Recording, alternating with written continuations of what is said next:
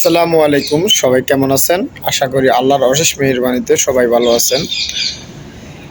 প্রিয় বন্ধুরা, এখন একটা ভিডিও নিয়ে আসছি। ভিডিওটা হচ্ছে আজকে ইম্পর্ট্যান্ট একটা ভিডিও, যে বর্তমানে দুবাইয়ের ভিসা সম্পর্কে।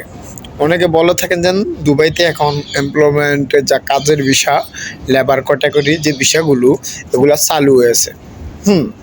অনেকে এজেন্সি বিভিন্ন ধরনের বোখার বা আমরা দালাল বলে থাকি, তাদের কাছ থেকে আমরা এই কাগজপত্রগুলো আমরা জমা দিয়েছি এবং কি পাসপোর্ট টাকা পয়সা আমরা জমা করে দিয়েছি। কিন্তু এখন বর্তমানে কতটুকু সত্য এবং মিথ্যা দুবাইয়ের ভিসা চালু হয়েছে কিনা তা নিয়ে আজকের এই বিস্তারিত। তো আরেকটা অনুরোধ, আমার চ্যানেলটা সাবস্ক্রাইবার করে দিবেন এবং কি পুরানো যে ভিডিওগুলো দিছি ওই ভিডিওগুলো দেখার জন্য অনুরোধ, এবং কি বন্ধুদের পাশে শেয়ার করে দেন। এখন মূল কথা হচ্ছে যে দুবাইতে যে ভিসা যে সংক্রান্ত যে কথাগুলা, যে ভিসা নিয়ে যে রিলেটেড বিভিন্ন এজেন্সি বাংলাদেশের মধ্যে ঢাকাতে এবং চট্টগ্রামে বিভিন্ন জায়গা তোমার আপনার আর কি ভিসা টাকা পয়সা এবং কি পাসপোর্ট অনেক কিছুই নিয়েছে, যে দুবাইয়ের ভিসা কাজের ভিসা। তো আজকে এই ভিডিওটার হচ্ছে যে আমাদের যে প্রিয় ভাইয়েরা টাকা পয়সা এবং পাসপোর্ট যারা জমা দিয়েছে এবং জমা দিবে তাদের জন্য আজকের এই ভিডিওটা সম্পূর্ণ।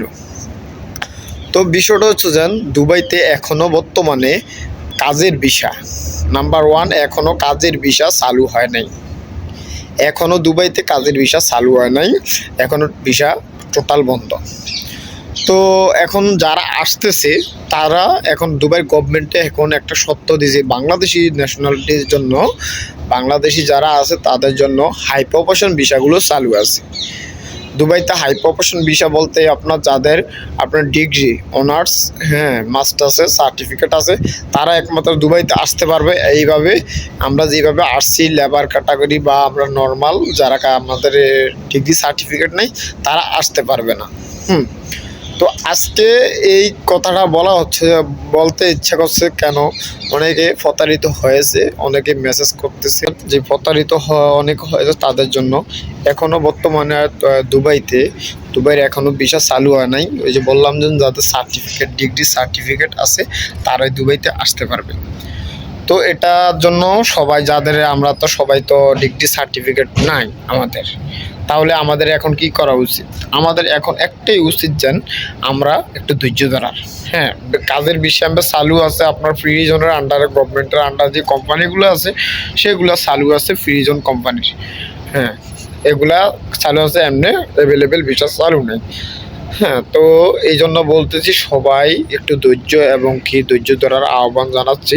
ইনশাল্লাহ পরবর্তীতে ভিডিও আপডেট দেব। আসসালামু আলাইকুম, সবাই ভালো থাকবেন।